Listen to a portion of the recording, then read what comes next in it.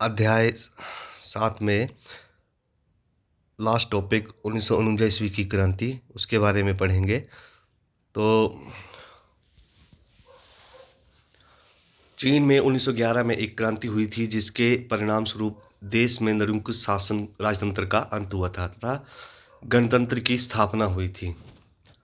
इस घटना के 38 वर्ष बाद 1949 में एक अन्य महत्वपूर्ण क्रांति हुई, जिसमें चीन की साम्यवादी सेनाओं ने राष्ट्रवादियों को खदेड़कर फार्मोसा भेज दिया था। इसलिए भी ये क्रांति इसलिए भी महत्वपूर्ण है क्योंकि इसके परिणाम स्वरूप देश की सत्ता जिस दल के हाथ में आई, उसकी विचारधारा जो थी वो बिल्कुल अलग थी। आधुनिक चीन के निर्माण में इस दल ने महत्वपूर्ण भूमिका निभाई तथा चीन को एक शक्तिशाली देशों की पंक्ति में खड़ा कर दिया। अब इस क्रांति के कारण क्या थे? जैसे कि बच्चों, आपको पता ही है कि कोई भी क्रांति हो, किसी एक कारण उसके लिए उत्तरदायी नहीं होता है। उसके लिए कोई एक कारण उत्तरदायी नहीं होता है। किसी भी क्रांति के लिए अनेक ऐसे कारण होते हैं जो उस क्रांति को भड़काते हैं। जैसे चीन की 1949 की क्रांति के कई कारण थे।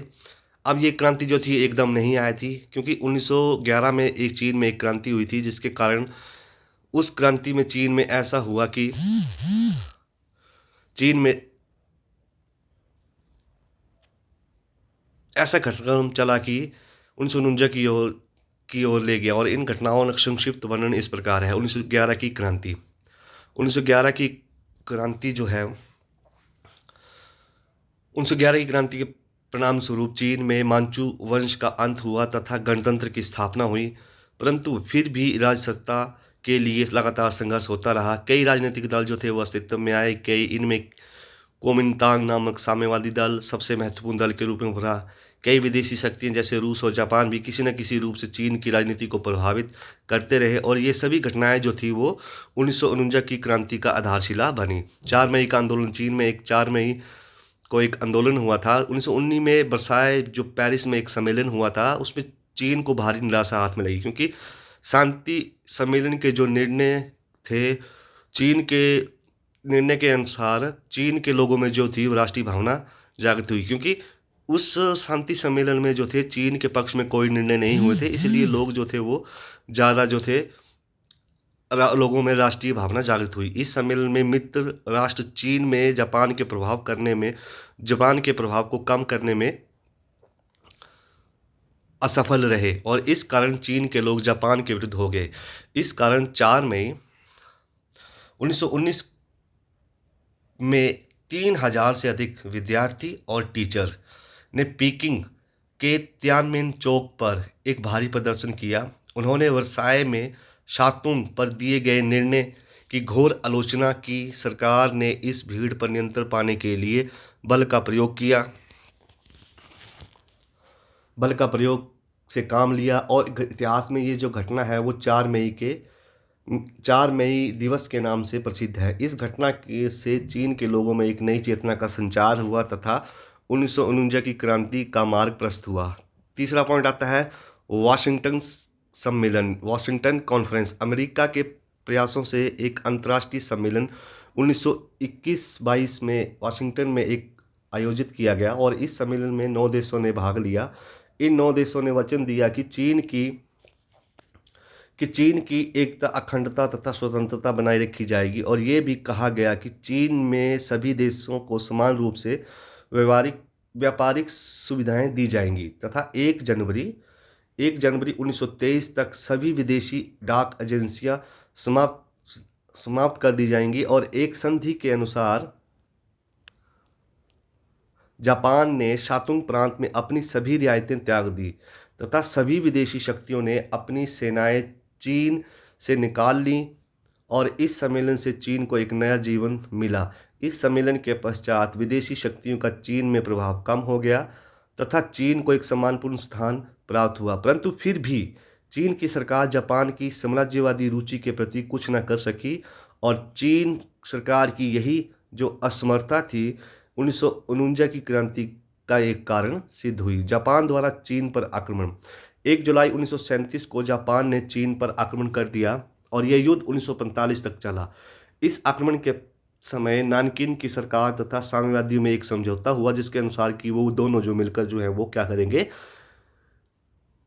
जापान का सामना करेंगे। यद्यपि इस युद्ध के दौरान चियांग काई शेक एक राष्ट्रीय नेता के रूप में उभर कर सामने आया, परंतु 8 वर्षों के इस लंबे युद्ध में चीन की पराजय से उसके समर्थक भी उसके शत्रु बन गए। दूसरी ओर चियांग काई शेक भी सभी साम्यवादियों को अपना शत्रु ही मानता रहा। फिर भी जापान के साथ युद्ध तथा द्वितीय महायुद्ध के दौरान साम्यवादियों का प्रभुत्व बना रहा।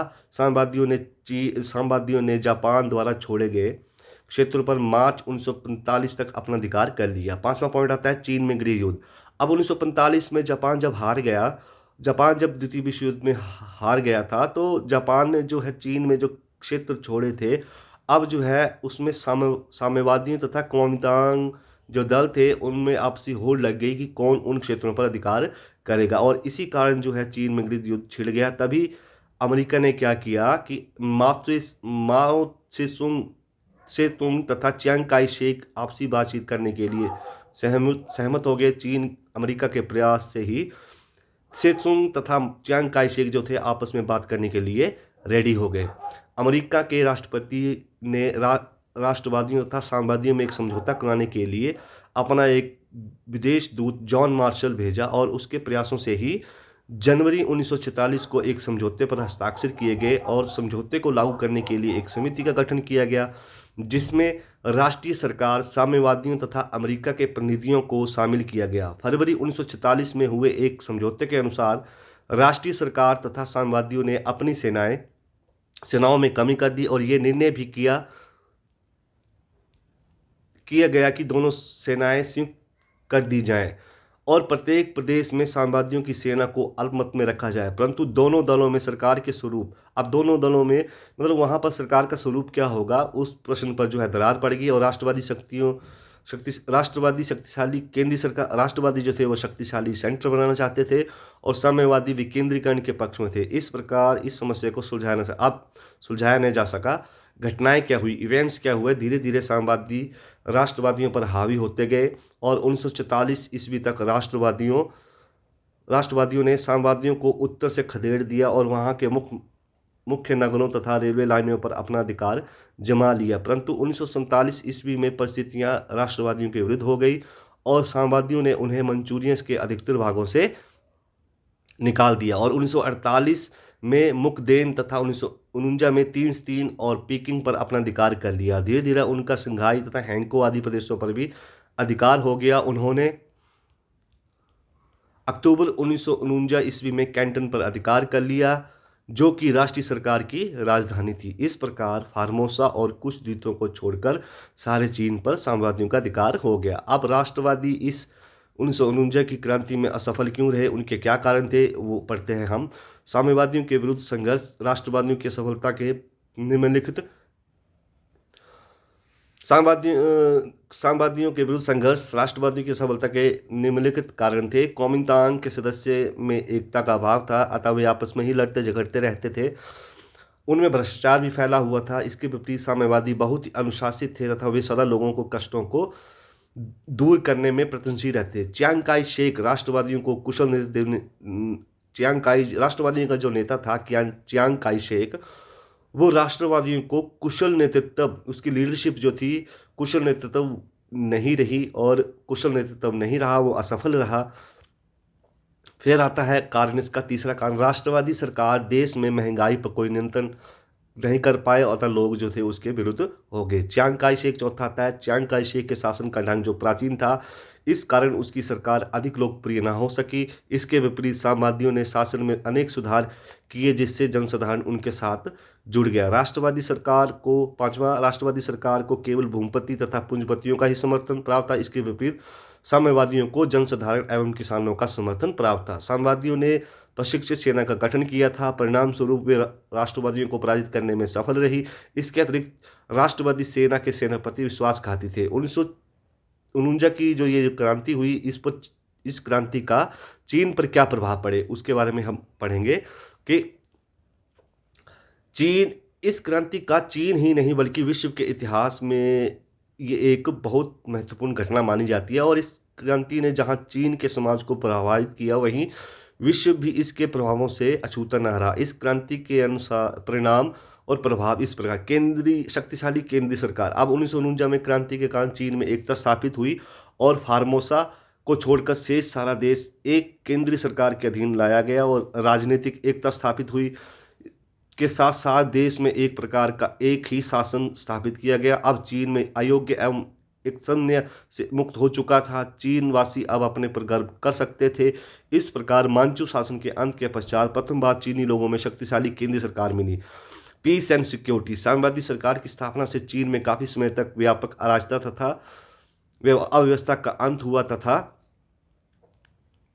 पूर्ण स्थायी शांति स्थापना हुई। साम्यवादियों ने अपनी कुशल पुलिस व्यवस्था तथा गुप्तचर व्यवस्था से क्रांति का विरोध करने वाले तथा समाज विरोधी तत्वों का अंत कर दिया। इससे स्थायी शांति की स्थापना हुई तथा लोग अपने आप को सुरक्षित अनुभव करने लगे।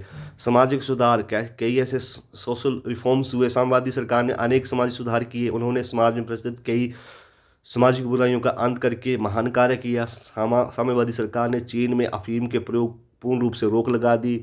शराब पीना, वेश्यावृत्ति, जुआबाजी के विरुद्ध भी कानून बनाए। सरकार ने स्त्रियों के उत्थान के लिए कई कार्य किए। फलस्वरूप उन्होंने सदियों पश्चात चीनी समाज में महिलाओं को जो 1949 क्रांति के फलस्वरूप ही महिलाओं को सदियों के पश्चात जो है वो सम्मानपूर्वक स्थान प्राप्त हुआ। चौथा, ग्रामीण अर्थव्यवस्था पर प्रभाव। 1949 की क्रांति से वहाँ की ग्रामीण अर्थव्यवस्था बहुत परिवर्तन आया। इस क्रांति से पूर्व छोटे किसानों की दशा जो थी बहुत दयनीय थी तथा